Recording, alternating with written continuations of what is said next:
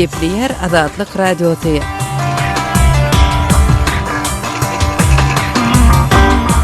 Akşamınız hayırlı olsun hormatly radio dinleyijiler. Şu 2015-nji ýylyň 22-nji dekabry hepdeniň şeýşembe güni habarlar gündeligimizi Pragadaky studiýadan men Gözel alyp barýarym. Şu günkü programmamyzda Azerbaýjanyň häkimetleriniň milli manadyň hümmetini saklamak boýunça çärelerden el çekmeginiň ýa-ni käbir dukanlar ýapyldy. Daşary ýurt valutasyna we haritlara bolan talap güýçlendi. Bu tutuş halky üçin bir gözgýyny ýagdaý. Hemmeleri dollar satynajak bolýarlar. Postsovet regionundaky maliýe durnukçylyk bilen bir wagtda Türkmenistanyň öz milli pulunyň hümmetini bir durukda saklamak siýasaty nähili netije berip biler. It's very interesting, and as is often the case with Turkmenistan, Türkmenistanda daşary ýurt valutasynyň sowdasyna degişli resmi çäklendirmeler telekeçilere nähili täsir ýetirýär. Telekeçilerin öz işleri şu var, etil turtu diýsen bolýa, durmadyklaryň şolar kyn ýagdaýda galdylar. Şun biz bu we beleki temalarda jekmejek durup geçeriz. Programmamyzyň esasy bölümine başlamadan ozal täzelikler bilen tanışyp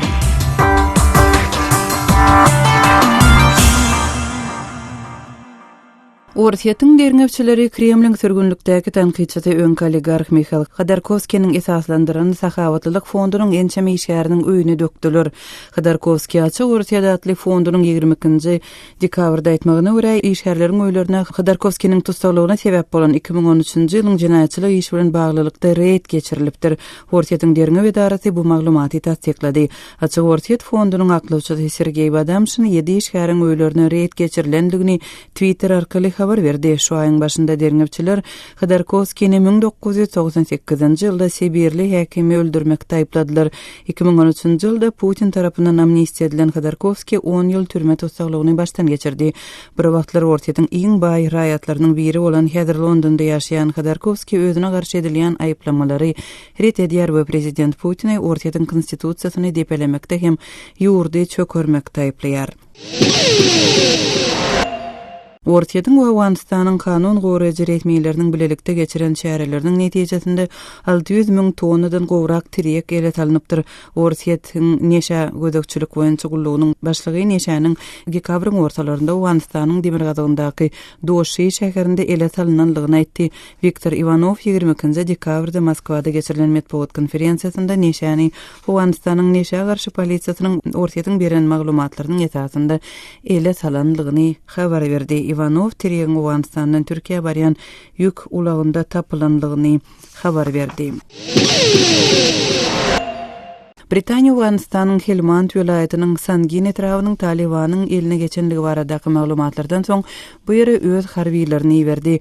Helmandyň häkiminiň 21-nji dekabrda aýtmagyna görä Awgan polisiýasy Sandinde häkimiň edara jaýynyň daşyny gawan Talibanyň söwüşçilerine garşy söwüşýärler.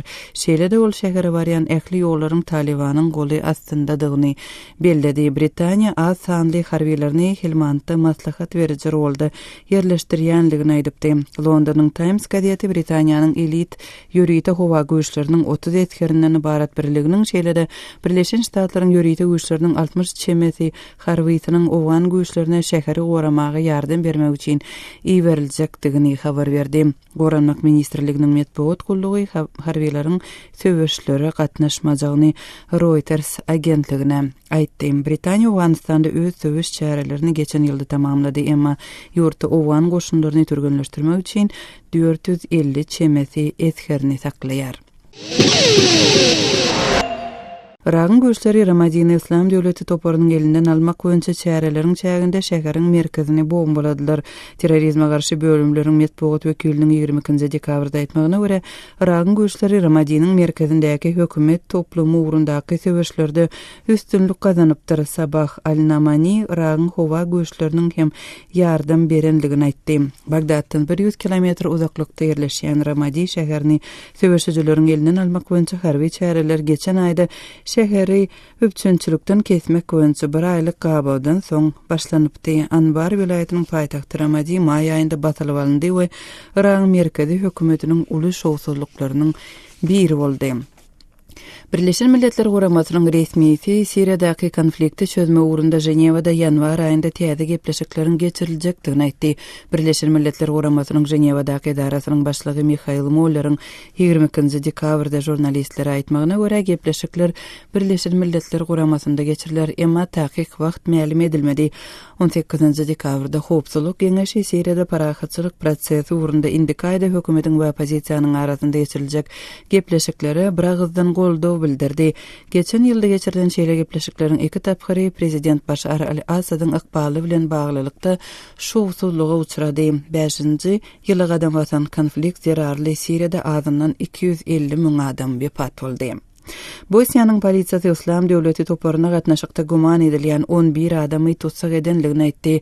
Guman edilýänler Sarayewonyň köp ýerlerinde şol sanda noýabr aýynda ýaragly adamlaryň Bosniýaly iki eskeraty öldüren harby zaýlarynyň golaýynda geçirilen reýtleriň netijesinde tutsak edilipdir. Hormatly radio dinleýijiler, siz täzelikleri dinlediňiz.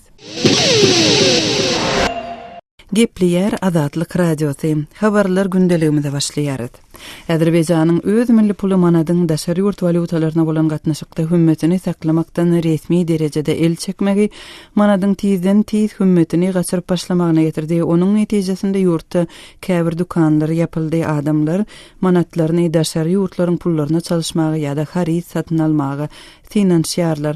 Azerbaýjandaky ýagdaý barada habarçymyz Araz Perwişiň maglumatyny dinläli.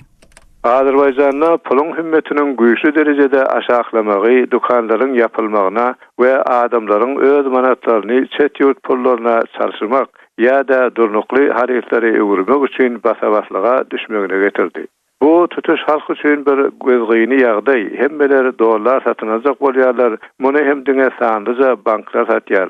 Pul çalşyrýan ýerlerde dollar ýok diýerlik diýip bir bakuly Azatlyk radiosynyň Azerbaýjan gullugyna aýtdy. Azerbaýjanyň Merkezi Bankynyň 21-nji dekabrda ýurdun pulunyň erkin sewdasyna ýol bermek baradaky karary manadyň tahminan 3/1 ziýana uçramagyna getirdi. Olal $1 1,105 manat törenýän bolsa, inni bu narh 1,155 manat geldi. Pulun hümmetiniň peselmegi tutuş ýurtda dukanlaryň hatda sewda merkezlerinde ýapylmagyna sebäp boldy. Adamlar haritlaryň bahasy ýokarlanmanka köp satlary satyn almagy girişdiler. Bakuň sewda merkezi binada bir ayakkap dukanynyň işgäri dukanyň ýapylandygyny, beýle edilmese ziýan çekiljekdigini aýtdy. Dollar ýa euro satyn aljak bolýanlar hem pul çalşyrýan edaralaryň ýapylandygy ýa-da valuta satywynyň bes edilendigi netijesinde boş gaýtdyrar. Käbir banklar bolsa manady çalşyrmak üçin adam başyna $500 diýip çäklendirme girdiler. Hiç bir bank dollary manada çalşyrmak isänok, delilini hem biz bilemzok. Bu bizim üçin bir betbaxçylyk. Olar adamlary bir gecäniň içinde beýle batyrmak kararyna nädip geldiler diýip ýene bir bakuly eýrenýär. Bakuda pul çalşyrýan edaralaryň bir näçesiniň 21-nji dekabrda gelinen karardan sandyja sagat soňda $1 için sorayan narhy 1,156 bilen 1,159 manat aralygyndady. Azerbaýjanyň Milli Front Partiýasynyň başlygy Ali Kerimli hökümeti ýurdun milli puluny öldürenlikde aýplady. Onu özüni merkezleştiren, korrumpirlenen, işe okypsuz hökümet öldürdi. Inni bahalar ýokary gider. Aýlyklar, pensiýalar, süýsürüntkiler, manat bilen bolan ähli zatlar 55% kemeler diýip Kerimli aýtdy. Üstümizdäki ýyl manat hökümetiň göçümi netijesinde olal hem bir gede kümmesiniň uly bölegini ýitirdi. Fevral aýynda manadyň narhynyň aşakladylmagy onuň dollaryň garşylygyna hümmetiniň 3/1-ni ýitirmegine sebäp boldy. Bank ulgamy boýunça ekspert Ekrem Hasanow bu barada ýurdun Merkezi Bankyny günälýär.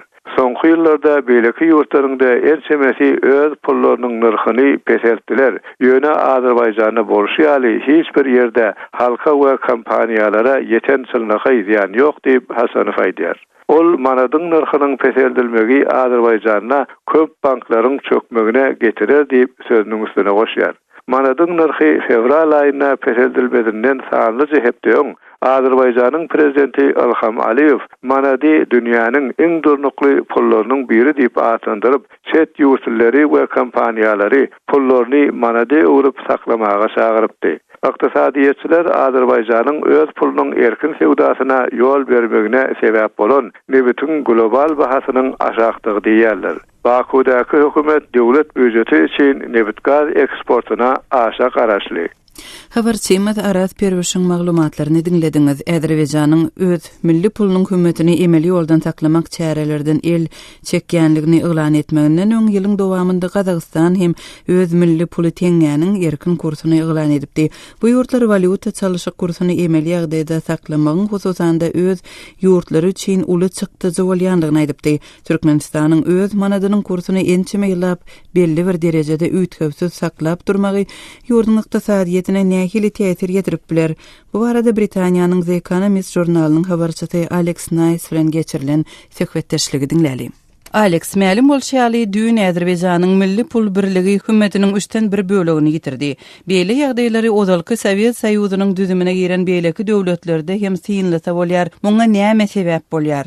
In the case of Azerbaijan, as with Kazakhstan previously, the main driver is simply the low. Azerbaýjan Gazagystan barada aýdylanda bu esasan neftiň bahasynyň gaçmagy bilen bagly. Emma bu diňe gurrun gidýän ýurtlaryň milli girdijisiniň uly bölegini düzýän neftiň bahasynyň görnütin pete gaçmagy bilen çäklenmeýär. Bärde esasy mesele nämälimlik. Neftiň bahasy şu pes derejesinde saklanyp galarmy ýa-da ol ýene-de gaçmagyny dowam edermi? Netijede merkezi banklaryň milli pul birlikleriniň dollar we gatnaşyklarynyň durnukly derejesini saklap galmak ugrundaky tagallalary gitdigiçe kynlaşýar. Azerbaýjan bilen Gazagystan muny häzirki wagtda çelini etmäge tinançdyrlar. Türkmenistan bu ugrundaky tagallasyny belli bir derejede häzir hem dowam etdirýär.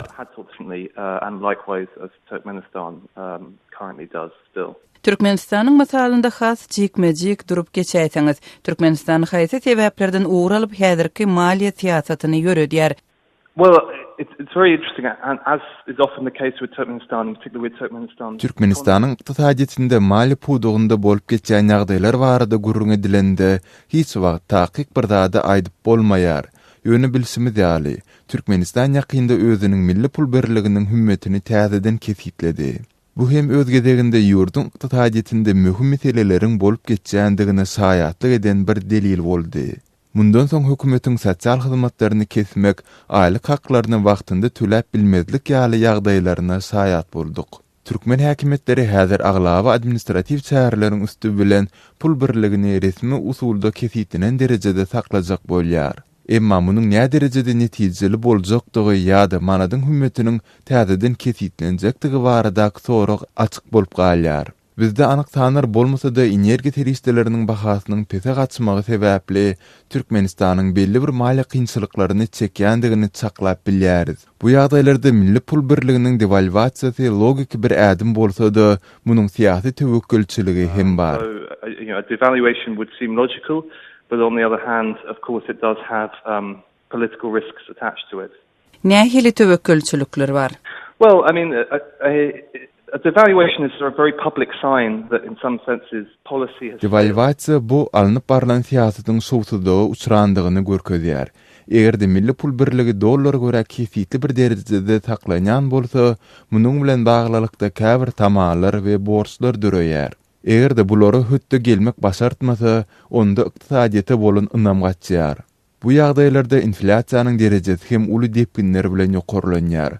Bu esasan import çykdyjylarynyň artmagyna getirýär. Ýene bir töwekkülçilik bank ulgamy bilen bagly. Sebäbi milli pul birliginiň birden hümmetlenmegi mali durnuklulygyny özüniň juda oňoýsuz täsirini ýetirip bilýär.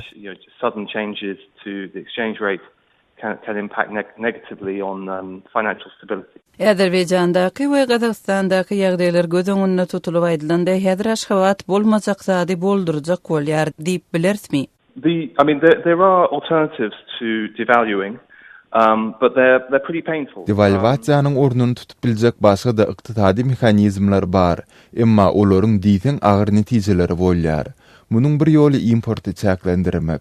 Bu ýagdaýda eksportdan gelen girdijiler bilen import haritlaryna tölenýän terişdeler diň agyrymlaşdyrylýar.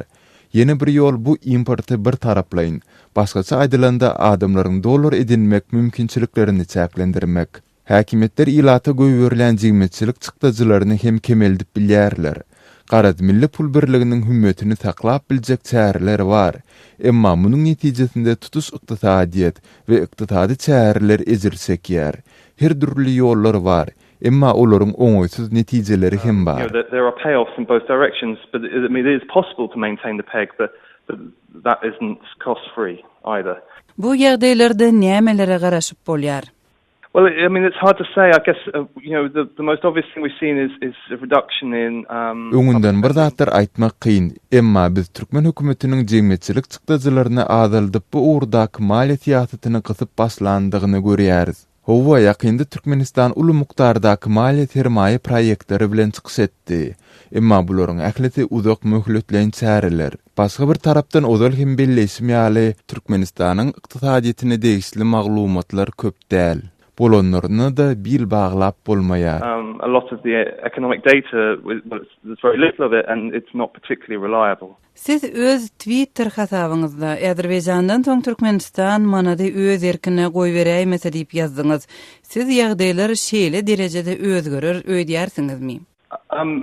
I think I and my colleagues who work at the Economist Intelligence Unit. Men we meniň Economic Intelligence Unit guramasyndaky kärdeslerim Türkmen hökümetiniň manadyň täze narhyny kesitleýekdigini çaklaýarys. Anyk bir zat aýtmak kyn hem bolsa, biz ýagdaýlaryň üstüniň hutsşeýle ugry ýykyn edýändigini görýäris. Say anything with certainty, but our expectation is that they probably will. Britaniýaly ykdysady bilimden Alex Nice bilen geçirilen söhbetdeşligi dinlediňiz. Türkmenistanda şu günlerde şeýurt walutasyny satyn almak isleýän raýatlara belli bir möçberde dollar hem euro hödürlenýär. Emma pul çalyşmak bilen bagly dürli düzgünler girdilýär. Soňky düzgüne laýyklykda pul satyn almak üçin öňünden talon almaly bolýar. Umuman pul çalyşma ugrundaky çäklendirmeler terekeçilere nähili täsir ýetirýär. Kardeşim Sahranyň Aşgabatdaky habarçymyz Sultan Asylyba bilen geçiren söhbetdeşligini dinleýäli. Sultan aýdy, Türkmenistanda dollar satyn almak meselesi bilen baglanşykly girdilen çäklendirmeler ýurtdaky ownuq söwdegärlere, telekeçilere nähil täsir ýetirýär? Sahraşy dollaryň seýle çäklendirme girdilmeli. Elbetde iň esasy şu telekeçilere özüniň erwet täsirini ýetirýär. Şu telekeçileriň öz işleri şu wagt edildirdi diýsen bolýar, durmadyklaryň şolar kyn ýagdaýda galdylar. Sebäbi şu islam wagtlary özlerine gerek möçberdäki dollary alyp bilen oklar. Sultan aýdy, erwet täsir ýetirýär diýeniňizde bir jikmejik gurrun eräýseňiz, meselem bir telekeçiniň misalynda. İslamdy telekeçi şol özüne gerek dollary alyp bilen ok. Şu islam wagty baryp alyp bilen ok. Bir şol özüne düşýän, mysal üçin bir adama düşýän möçber alsak bolsaňam şu taýdaten diýje durmaly, günde durmaly, banklarda bolsa durup birinciden wagtyny getirmeli. İkinciden hem şol aýda berilen mysal üçin $1000 hasaby bilen telekeçi öz işini ýöredip bilmeýär. Şu sebäpli hemme tarapdan şu telekeçiler şu asylda indi mysal üçin ownuq telekeçiler diýenimizde ýer söwdägärlerden aryp bazarda oturup gatýan telekeçiler olar hasapda özleriniň şol işini onlar bilen baglanşykly aýlayan orta söwdägärler anymyzda ownuq telekeçiler diýip men göreňine getirýän. Mysal üçin öýle gidip harida kelen daşar döwletlerden özüne bir bitirek aýlawly, azrak aýlawly söwdägärler durumny men telekeçi hökümde aýtýan. Şolaryň hem wagty geçýär, hem şolara berilen dollaryň möçberi şolaryň aýlawyna ýetmeýär. Şoň üçin şolaryň işleri gatlyr uğruna bolanok işleri durdy diýen hata. Sultan aýdy, telekeçileriň işleri durdy diýen ýaly diýdiňiz. Şeýle bolanda bu ýagdaý daşary ýurtlardan getirilýän harytlaryň tapylyp tapylmadygyna hem-de bahasyna nähil täsir ýetirdi? Şeýle ýagdaý harytlaryň bahasyna da şolaryň az köp bazarda möçberine de täsirini ýetirdi, elbet täsirini ýetirdi. Şu bahalaryň atdy oşgalýandygan duýulýar. Munyň şu telekeçiler özleri şol aýlawlaryny ismegitse gerekse durup bilmeýärleri halka da jemgyýete de täsirini ýetirdi. Bazarlarda islam harydyň, islam möçberinde faktor bolduranok şol barym bolsa, esas şolaryň bahalaryna täsirini ýetirýär. Daşary ýurtdan getirilýän harytlaryň arasynda soňky aýlarda düýünden tapylmaýan haryt barmy? Yok, edil düýünden haryt ýok diýjekkä sebäbi ýene telekeçileriň özüne ähtiýaçlyk dakas harytlary bolýar, olar şoň bilen azawlyk işläp bererler bar. Edil tapylmandyran ýok, ýöne şolaryň Ağalık qıtalan da qıtanlara da şonun bahadynyň galyan da asker duyulýar. Telekeçiler bu ýagdaýdan baş alyp çykmak üçin nähil çykalyga tapýarlar telekeçilerin özleri? Men 100% maglumatym bar diýiljekkä ýöne misal üçin Türkmenistanyň senagatçylary we telekeçiler birleşmesinde hakykly duran telekeçilerin şol birleşme ýüz tutan halatlarynyň bolandygy barada mende misallar bar. Ýöne şoňa telekeçiler birleşmeden hiç ele goldaw berip bilenok. Ýa-ni telekeçiniň elinde telekeçi diýen dokumenty bolýar, ýa-ni patenty bolýar. Şo patentyň bilen sana bir ýöne aýlagyna görä bankdan barıp dollar almagy bir ýagdaý döretmelimi? Şolar ýaly bir goldawlar isleýär telekeçiler. Ýöne şolara hiç tarapdan goldaw ýok. Bankda da şolara hiç ele ünüt berilenok. Şolar öz başyny taramal şolar altyran ýagdaýda. Sultan Aýda Aşgabatdan gepleşigimize gatnaşyp beren gurulmaňyz üçin köp sag bolun. Sag bolun Ferhat agaman islam. Habarçymy Sultan Açylowa bilen geçirilen söhbetdeşligi dinlediňiz. Gepleýär Adatlyk radiosyny siz habarlar gündeligimizi dinleýärsiňiz. Ýa-ni ýakynda Türkmenistanda bütün dünýä saglyk guramasynyň geçiren regional konferensiýasynda Türkmenistanyň çilimkeşlige garşy görüşine ýokary baha berildi. Şol bir wagtda käbir gararsyz çeşmeler Türkmenistanda çilimiň bahasynyň tutuş region boýunça iň ýokarydygyny aýdýarlar. Biz Türkmenistanda çilimkeşlige garşy görüş we munyň çilimkeşlere ýetirýän täsirleri barada Türkmenistanly ýazgıçy Amanmurat Bogaýew bilen söhbetdeş bolduk.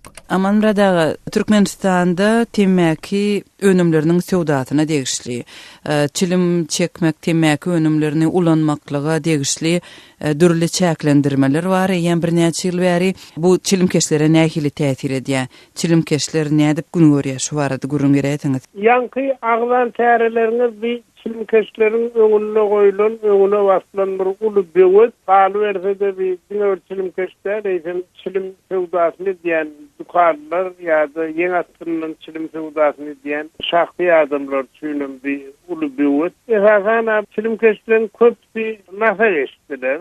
Günde sewdasy ýurtda gadagan. Amanmurat aga, nasyň sewdasy hem ýurtda gadagan. Şeýle ýagdaýda näme üçin çilimkeşler nasa geçýärler?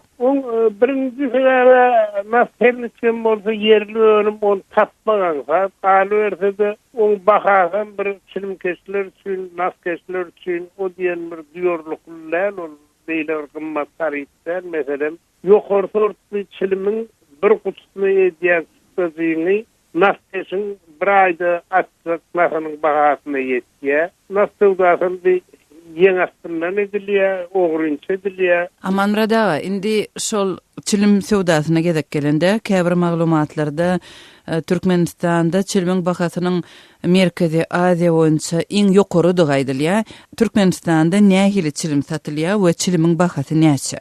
Türkmenistanyň çilim temmäk sewdasyny iki topara, iki kategoriýa bölmek mümkin. Birinji kategoriýa bir devlet tarafından ruhsat edilen dukanlarda satılyan temmäk önümleri. Bularda da satmağa ruhsat edilen çilimler, çilim kutuları bir esasen Türkmenistan devletinin yurdun daşındaki asarlı temmäki fabrikalar bilen bağlaşan şertnamasy esasında Türkmenistana getirilýän, asýagdaýda, aýan ýagdaýda Türkmenistana getirilýän temmäki önümleri geçenlerde şunu aýtmaly bolsa, çilimi satmagy gadaganlyk ýa-da çäklendirilme, girdilmezden uzun, ýanky aýdýan çilimlerimiň ortasy bahasy 5 manatdan 10 manata çelli bolan bolsa bir kutusynyň bahasy häzirki wagtda şolaryň bir kutusynyň bahasy 20 manatdan 30 manata çelli aralykda.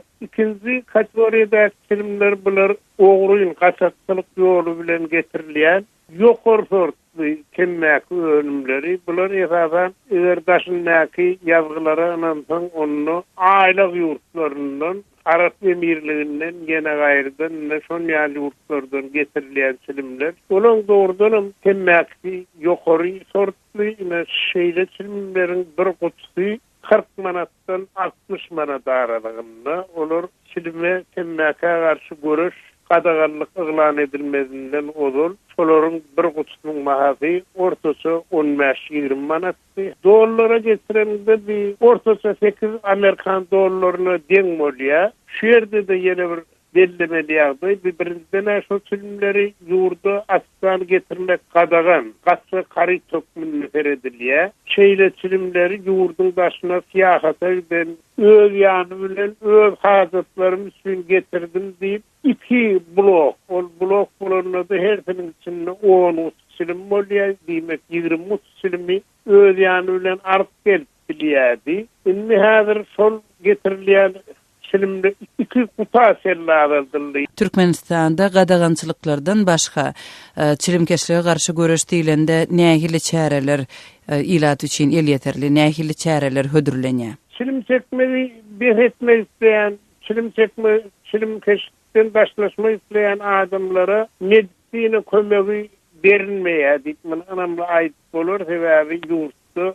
eğer sol bolcak bolsa paytahtı hukman bolayım olsa çilimkeşliğin karşısında güreş alıp barayan medisine merkezleri, rayetlere kömek veren medisine merkezleri yine şular yok. Çilim oymağa yardım edecek, nepidecek dermanlar, tabletkaların sevdası yok. Şu dermanlar sol apteklerde yok. Kalverse de bir mahava işler, reklam işlerim juda goşok yolu koyulun.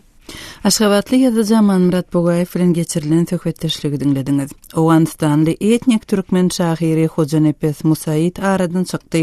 Owanistandaky habarçyny Şamirdan Gulmurady türkmen şahyrynyň döredijiligi barada Oguzlar Jemgyýetiniň başlygy Abdylbeşir Hekim bilen söhbetdeş boldy.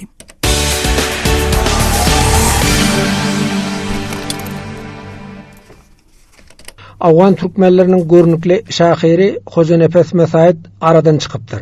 Hoja Nefes Musaýit Afganistan türkmenleriniň halk şaýry we ýazgysy 74 ýaşynda şu gün tişembe gün bu ýalançy dünýäden geçdi.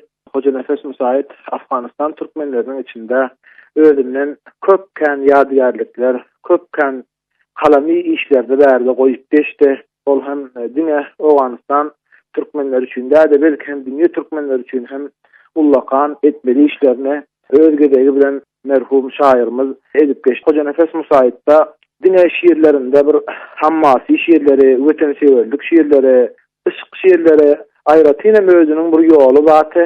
Hoja Nefes Musaýityň goşgulary owadan goşgular bolup halky agdy berlige, diňlige şu özünden bolup geçen Afganistandaky bolup geçen ýagdaýlaryny aýratynam türkmen halkynyň bolup geçen ýagdaýlaryny şygyra getirip owadan şygyrlar aýdyp merdimi öz ýürek dertlerini şol şygyrlar bilen halkyň dertlerini şol owadan şygyrlary bilen halka beýan edip gelýär. Şahyr Hoja Nefes Musaýityň çap bolan kitap barmy? Hoja Nefes Musaýit Ýürek ýoşguny atly bir owadan kitabyny 4 ýyl özünden ýazgarlyk goýup geçdi. Ol kitapda yan kaydının yana owadan şygyrlar hasta halkymyzy we bagşy halklary hem hayran galdyrdy bir şygyrlary bar. Hoja Nefes Musaýit diňe bir türkmenleriň içinde däl de bagşy halklaryň içinde hem bir hormaty aýratyn bir hormata tilaga eýeti. Hoja Nefes Musaýit ömrüniň köpkänini türkmen halkynyň hyzmatynda bolup Afganistan türkmenleriniň çorasynyň gurujulary bolup Afganistan türkmenleriniň ferhengi enjimeniň hem gurucusy bolup şonda özünden köpkän işler edip geçen. Ondan soň Jowzjan vilayetinde Afganistan türkmenleriniň ferhengi enjimeniň därdäki bölüminde hem oglanlara baş bolup türkmen halkyny bir ýere jemläp üýşürip şeýdip oturýardy. Şahyr Hoja Nefes Musaýityň döreden goşgulary gazet jurnalda çap edildimi? Hoja Nefes Musaýityň owadan şygyrlaryny Göreş gezetinde, Wetendaran Türkmeni gezetinde, Sahra Türkmeni gezetinde ondan galy berse hem daşary ýurtlarda, Türk dünýasynda, Pakistanda aýdylan şygyrlaryny hem hatda Pakistanda we Türkmenistanda, Türkiýede hem şu gezetlere ýazyp owadan şeýerlerinden ýadygärlikler bar. O çap edildi. Şol gazetlerde çap edildi. Ondan soň Hoja Nefes Musaýityň aýratyn bir şygyry bar da, aýtdy ata-babam gözel ýurdy, giňdir dağı çölüň seniň göroglyda goş jomerde yetirýändir ýylyň seniň diýip hem owadan şeýerler hasta ýigitleri we ýaşlary galkyndyryp wetensewerlik üçin hem çagyrýar. Onuň üçin hem biz ýaşlar bolup, biz ferhengiler bolup, medeni jemgyýetiniň guramasynyň işgärleri bolup, Hoja Nefes Musaýityň alamdan geçmesine gatygynan ýaz, Afganistan türkmenleri üçin hem uly ýetki diýip aýdyp biljek. Gepleşigi taýinlap azatlygy ýetiren Şaýmardan oğlum Radi. Hormatly radio dinleyijiler, şunuň bilen habarlar gündeligimizi jemleýär saatlara kesmeden soň gepleşigimizi ýazgyda dinläp bilersiňiz. Azatlyk radiosynyň tolkunlarynda galyň.